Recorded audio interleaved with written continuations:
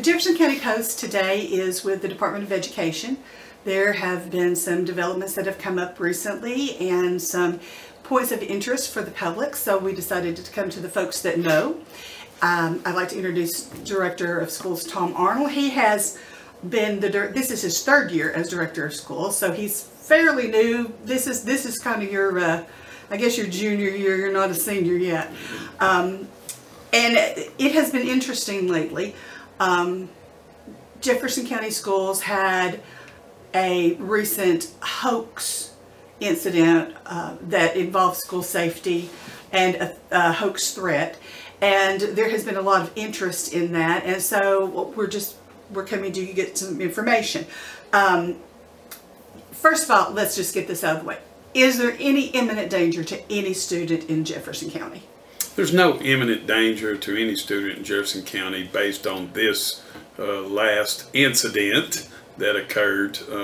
I think this really took highlight due to the incident in Georgia and other threats just going on as far as copycat type things across the state. I know Knox County is suffering through what would be a more major incident than what this was as far as it goes. There have been in the past incidents that were more credible. Is that correct? That is correct. We've had threats. Every time we have a threat, we conduct a threat assessment. We've had everything from threats that are unsubstantial. They did not occur. As stated, someone maybe made it up, to students being charged with crimes and students being moved off to facilities. So, you know, from 0 to 60 in one conversation. So this particular incident that we're speaking of, for those who do not know, this incident involved a couple of schools, right? That were a part of the hoax. Whatever, it targeted a couple of schools, and it was investigated by the Jefferson County Sheriff's Office, and it was found to be not credible. They did identify, correct, who actually perpetuated the hoax, and that student has been identified. Is that correct? That is correct. That is correct. The student admitted to creating a copycat type picture that was sent on social media, and from that the Sheriff's Department has turned that over information to the District Attorney's Office for them to just review as standard procedure. So some of the questions that we're getting from parents, because we do get questions, we get emails a lot from parents. While there isn't any imminent danger, will that student be back at school, or has that not been determined yet? Right. And individual student discipline is not something that is discussed. As far as, you know, Talbot's a small school, students are very identifiable. So we don't discuss what happens to an individual student in their disciplinary action.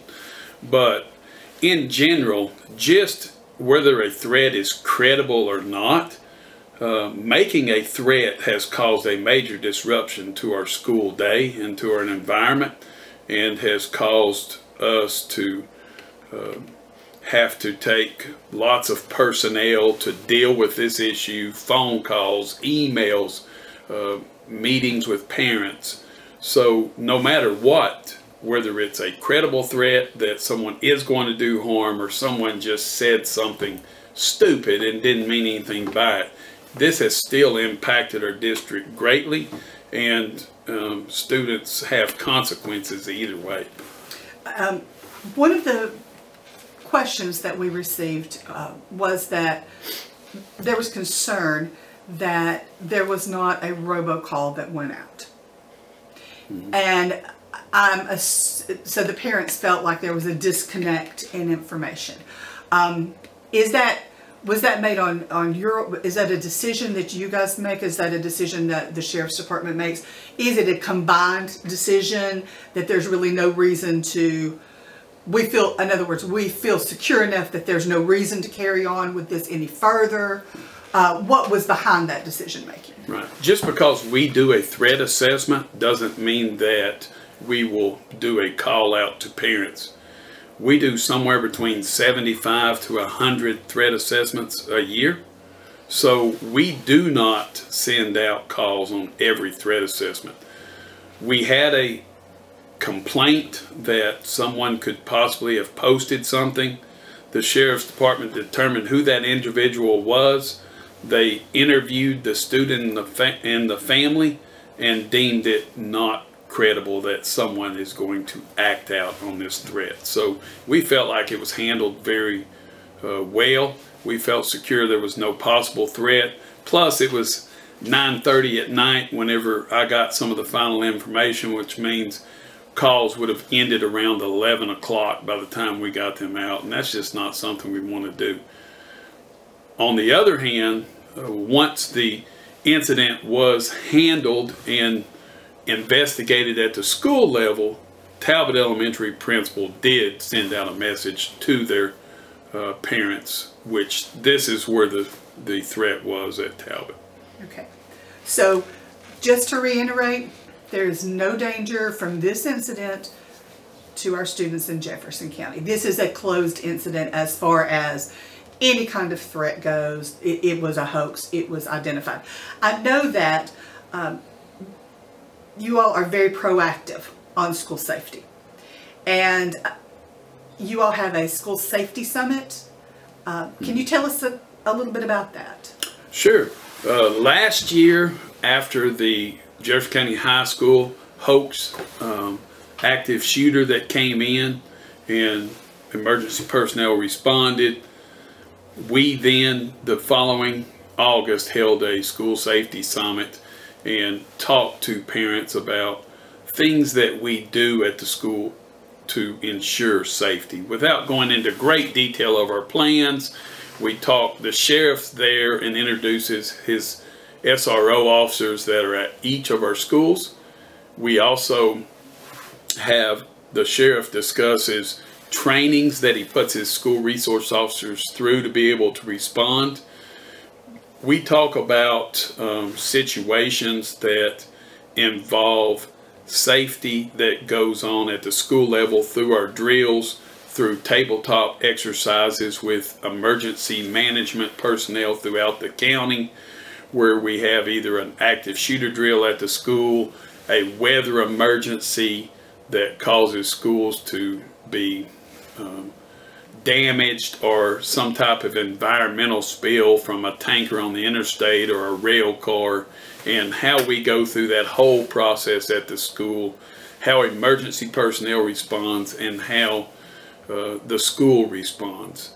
And then once we do the drill, we sit down and have a debrief of, you know, the good, bad, and the ugly of the situation, and how we can improve student safety from all players in the district and outside agencies.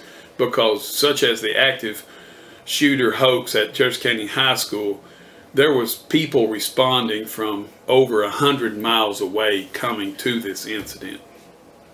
So let's move on to another subject that has is kind of a hot button topic in Jefferson County right now, at least in one part of our communities, and that would be Jefferson Elementary School. So I know that you got some directives from the newly seated school board regarding Jefferson Elementary School, and I'll be honest with you, reviewing those, it was a little difficult to follow them all the way through. Exactly, there was a lot of emotions that went on. So if you could just briefly tell us what you've been instructed to do where we sit right now. Sure.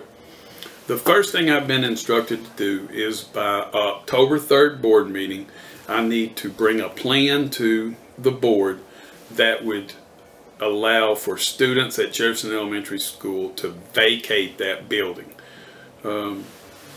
So that is a challenge. That's right around 500 students. Where would they go?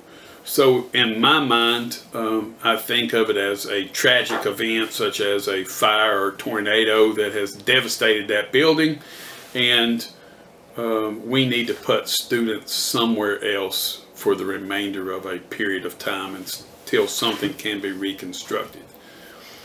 Here in Jefferson County, we did have a roof collapse of a building. It was Building 8, which is the CTE vocational building, the Holt Center at the high school now.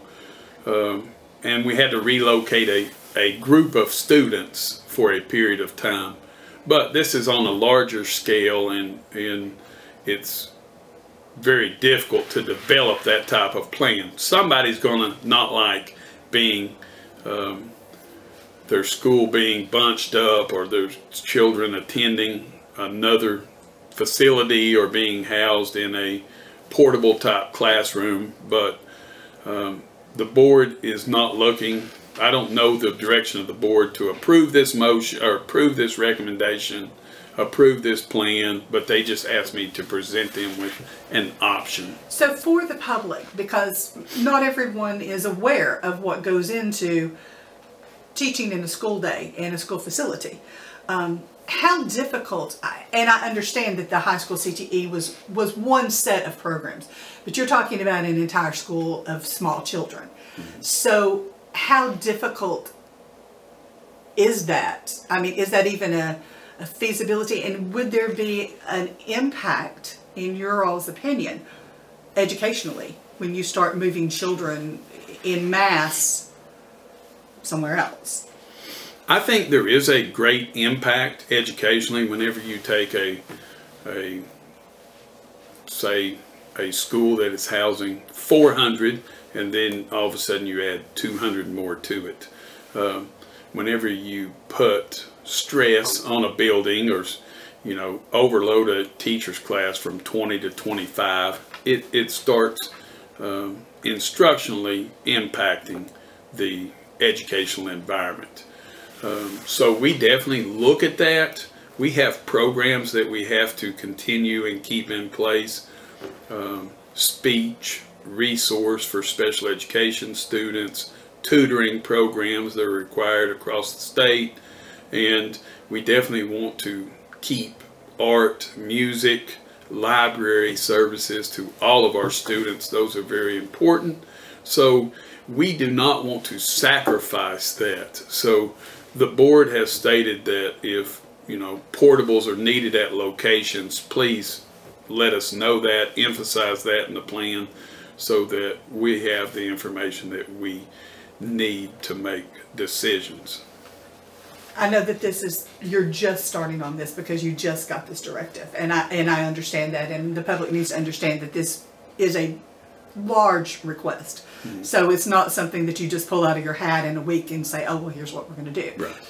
But would that not impact your staff if you're moving children into other schools and they're being absorbed into other classrooms? Right. Then what happens to those teachers who were formerly teaching those students in classrooms at Jefferson Elementary School?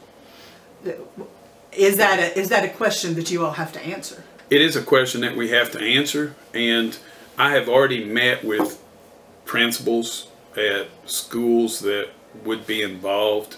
Obviously, I've not met with the principal at White Pine School or Jefferson County High School at this time, because those would not be places that become players in this event that would be impacted. So, we're looking for schools that are close to Jefferson Elementary School, that touch Jefferson Elementary School. Mount Horeb is a prime example. As Mount Horeb was built, students left Jefferson Elementary School and went to Mount Horeb, but it is full. It had 625 students as of Friday of last week. It's a school built for 600. Talbot is full. It's a school that's built for around 280 is where it functions good, and it's right at 300, and that's why we're looking at an addition there. So there are, down the 11E corridor, some areas of Rush Strong, New Market that have some availability. How much is yet to be determined. And just as we are patriots and Patriots are always ready to give, and our community is the same way.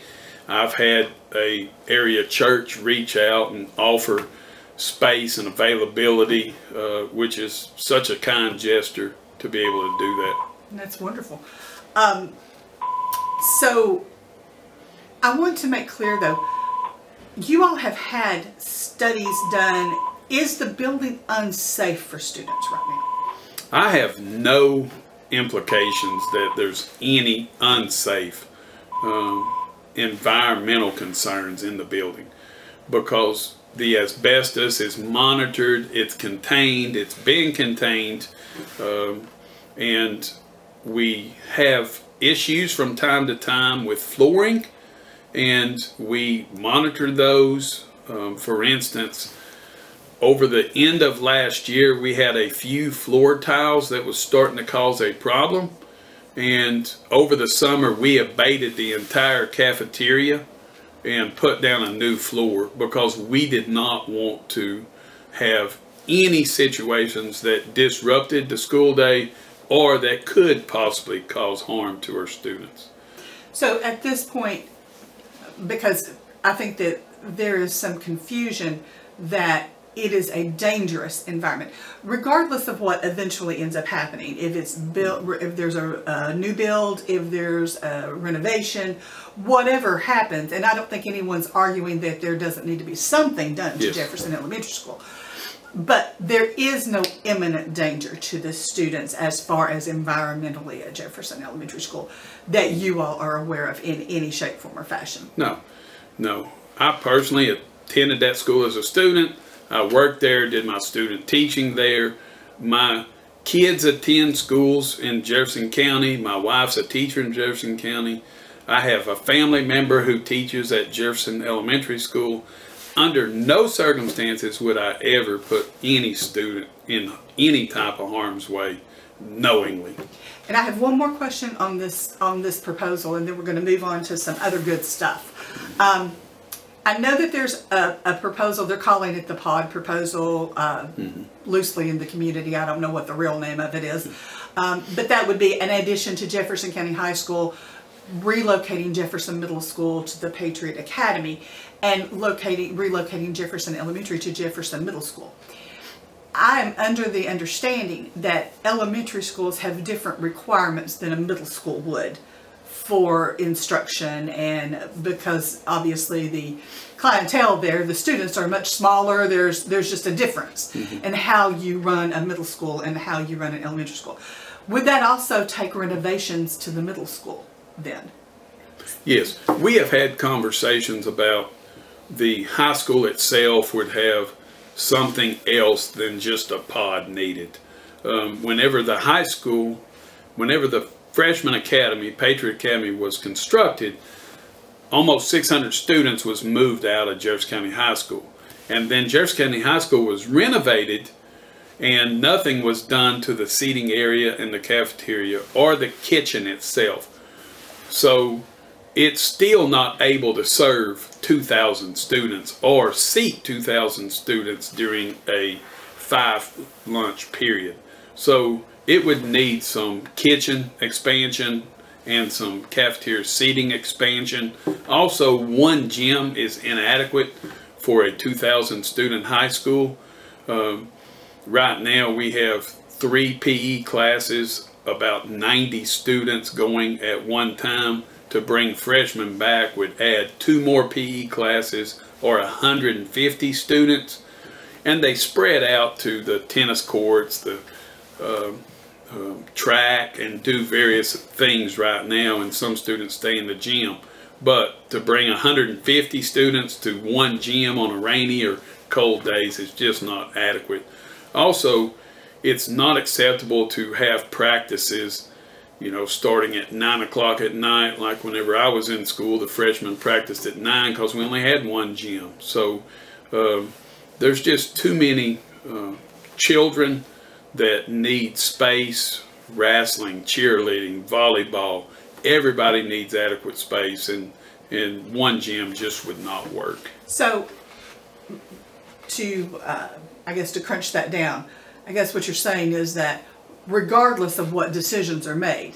This is not a one and done easy fix as far as if that is the plan that is approved. It's not like, oh well, we did away with having to build something, so now we're saving a bunch of money. There's going to be it's going to be a much more comprehensive plan that's going to have to go into place.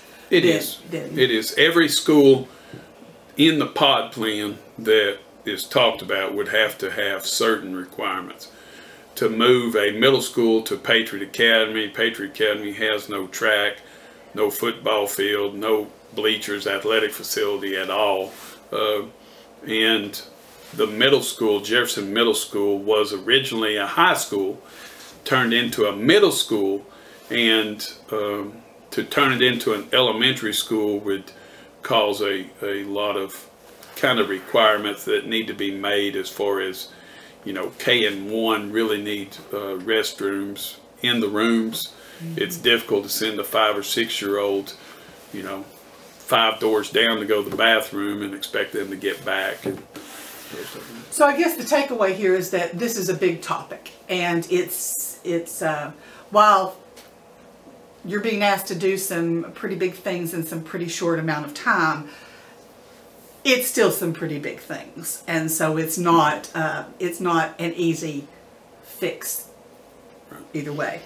Okay, we're going to move on to talking about some good stuff, because there's some really good stuff going on in Jefferson County Schools. You know, we hear a lot about the junk and the hard stuff, and people kind of focus on that sometimes, but the truth is we have about 90% really good stuff and about 10% of stuff that are challenges.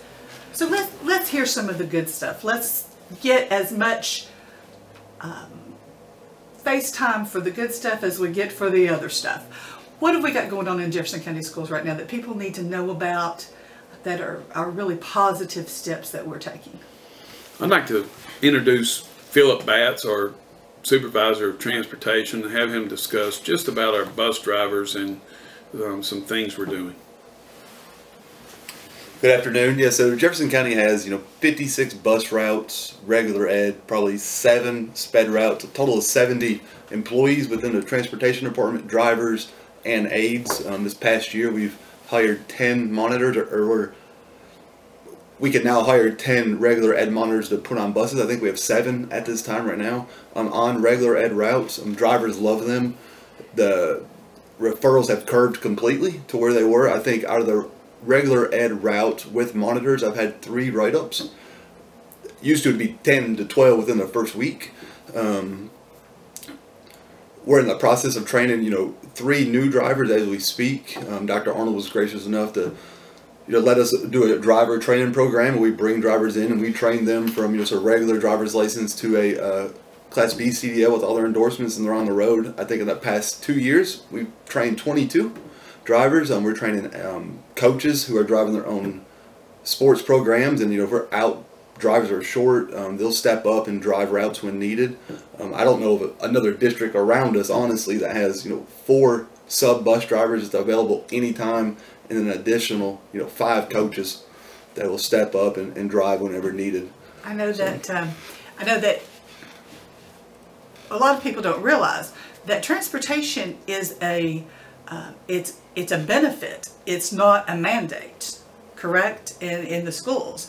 So Jefferson County works very hard to accommodate the needs of the kids and the parents, and it's really good to hear that your bus driver situation is getting better, because I know that's challenging, and especially with some of the behavioral things were going on, it was challenging, so now you're not facing that anymore.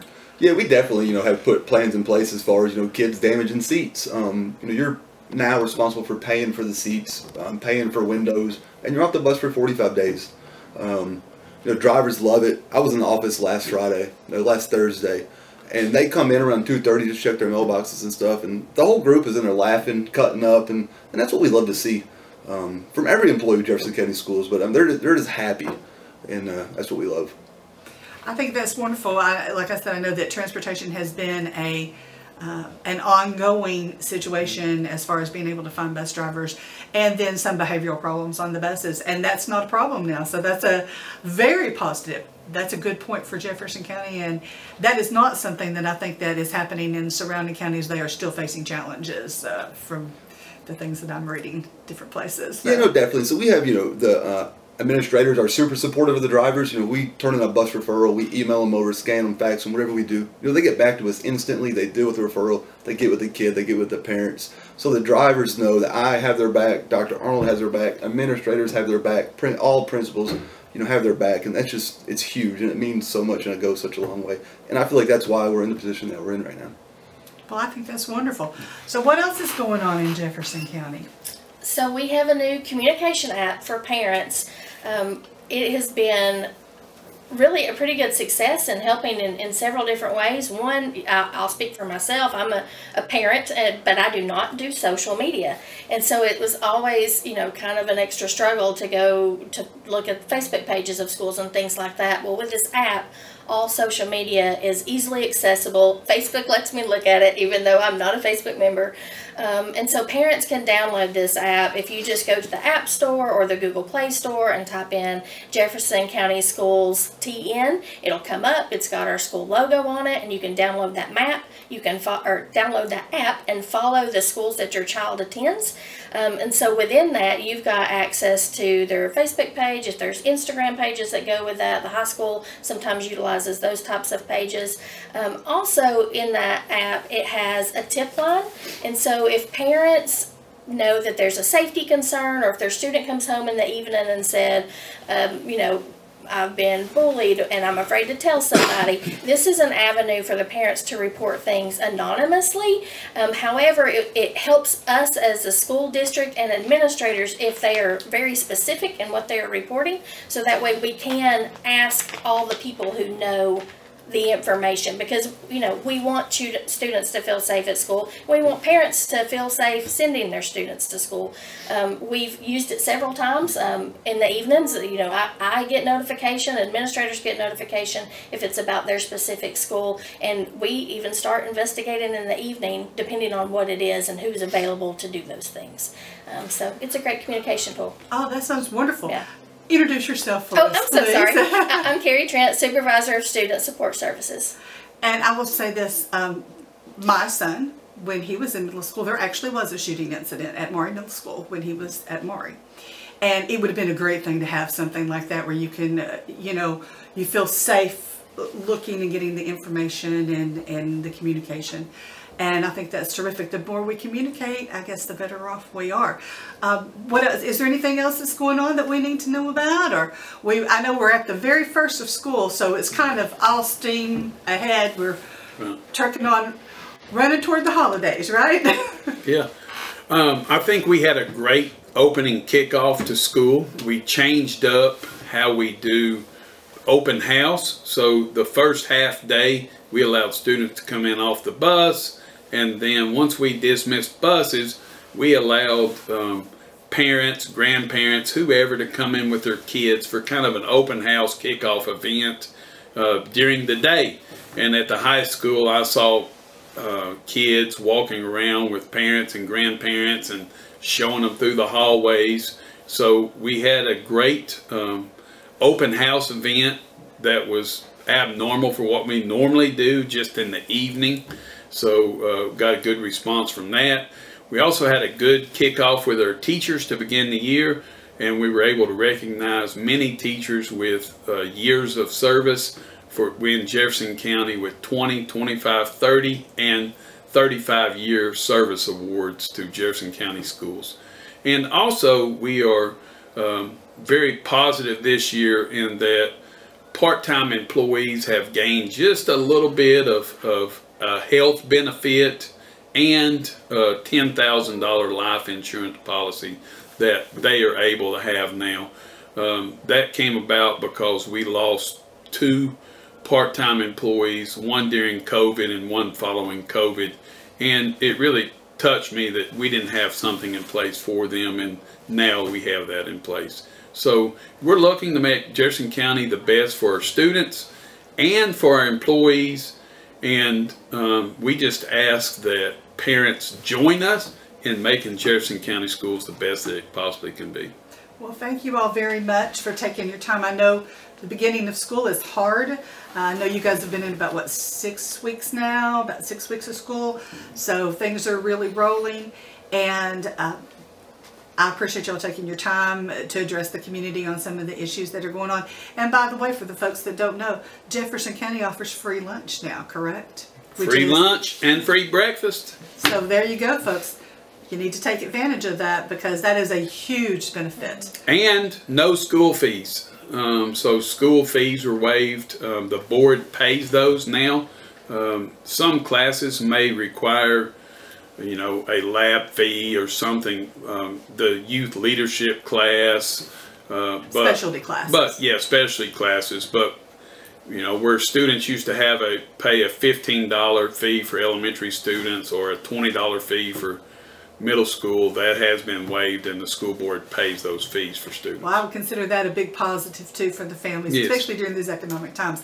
Thank you all very much. Thank you. Jefferson County Schools in good hands, and you guys stay tuned, and we'll get back to you with more news when it comes up. Thank you.